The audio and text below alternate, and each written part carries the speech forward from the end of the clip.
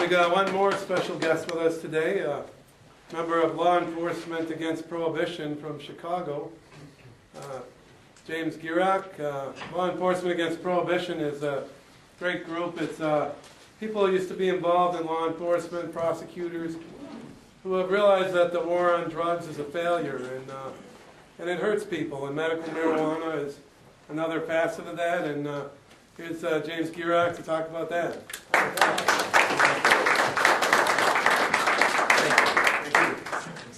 I want to thank you, one and all, for putting this excellent program together. Gary, I want to thank you. I want to thank Jay, Noreen, who provided breakfast and accommodations for some of us who came from out of town, Dan. Also, L.E.A.P to bring this heartwarming story of her son with autism who was about to be lost and who instead is alive and well and thriving. I have I have a sister who has a grandchild with autism, and she is an expert in eating disorders, and I can't tell you how quickly I'm going to get the tapes and the messages and tell her that to watch 2020 shortly to find out what some outlawed plant, marijuana, can do for the health and welfare of America.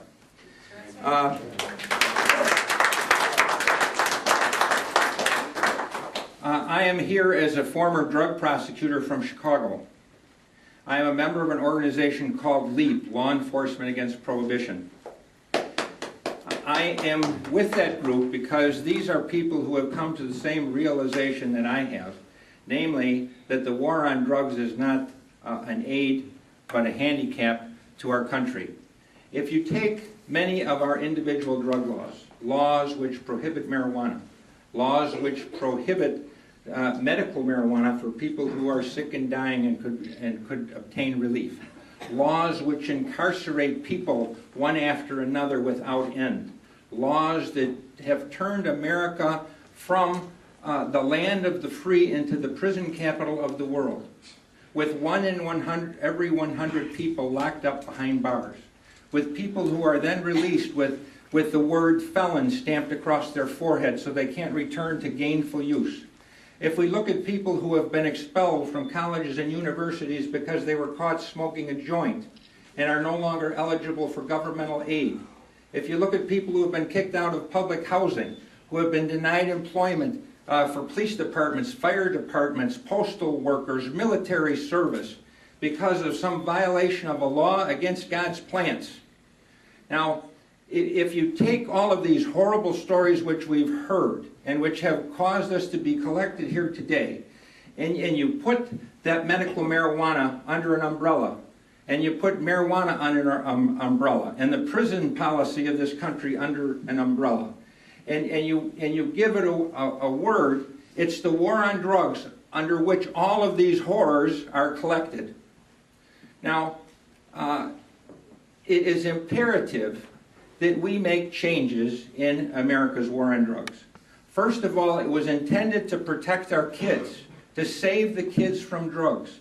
It started enthusiastically under Nixon and has been continued with every president since through the present. And Republican or Democrats, all alike, have supported that war on drugs because to the politicians, the war on drugs is a way to collect votes. To collect votes on the false premise that by outlawing something and prohibiting it, we can save the kids from these substances.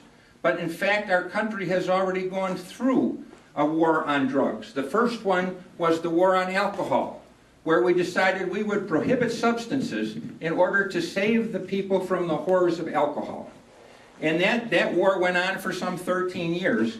And the crime in the streets and the Tommy guns and the Al Capones and the prisons being filled and it not being safe to walk the streets has now been reinvented in a neo-prohibition, this time of a variety of substances. Now, I want to make the point that many people maybe don't think about, but which is true. Al Capone was in favor of the prohibition of alcohol. It was his substance.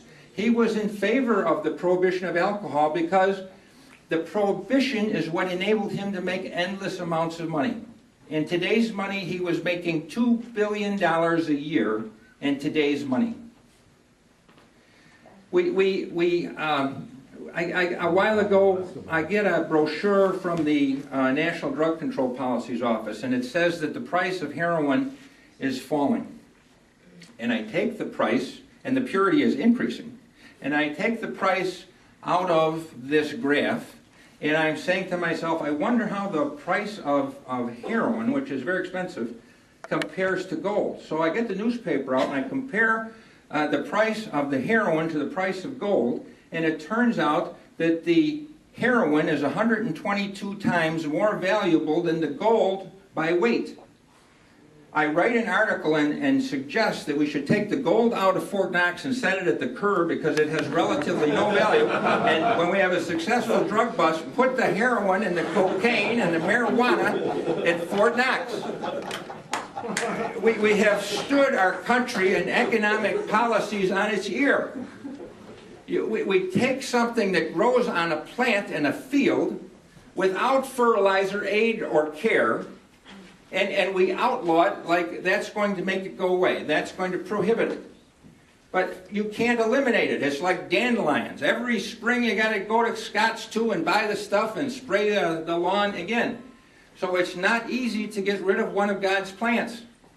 And the drug dealers know it. So this past fall, in this effort to save our kids from drugs, they have the story that 2 miles from my home they find 6,000 marijuana plants that have been planted by a Mexican drug cartel 2 miles from my 14-year-old.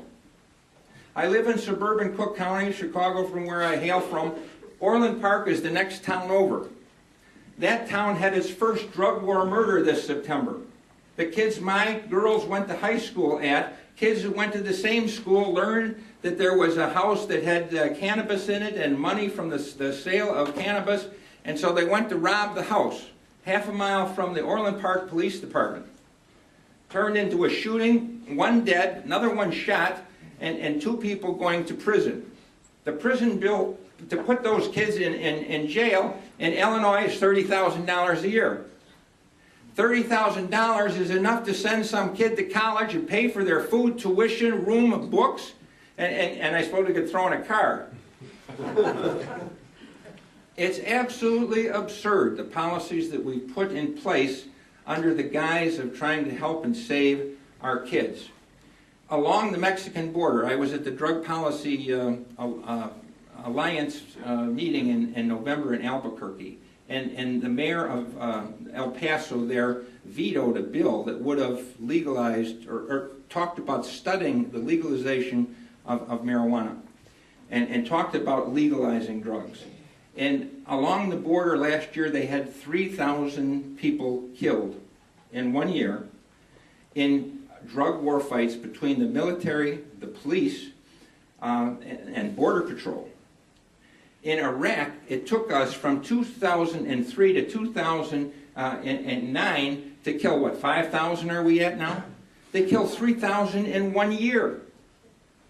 This year, 2010, in 1 day, in these Mexican drug battles between the troops under President Calderon trying to stamp out drugs, in the war on drugs, aided by us in Plan Meridian, a duplication of Plan Colombia, where we're going to send them hundreds of millions of dollars to fight this war on drugs. In 1 day, in 2010, they killed 69 people in 1 day. The stories are so horrendous. One of the stories was they cut the face off of one of the victims and pasted it onto a soccer ball.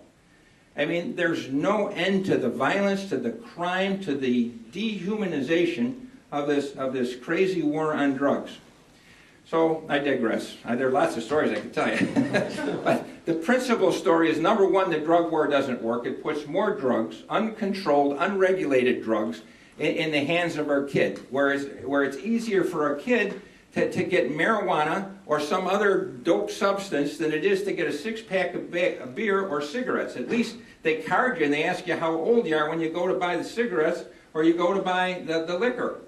Now, not only is the war on drugs unsuccessful in its task of saving the kids from drugs, but the other point I want to leave you with is that the war on drugs is really at the heart of nearly any other crisis you can name in America.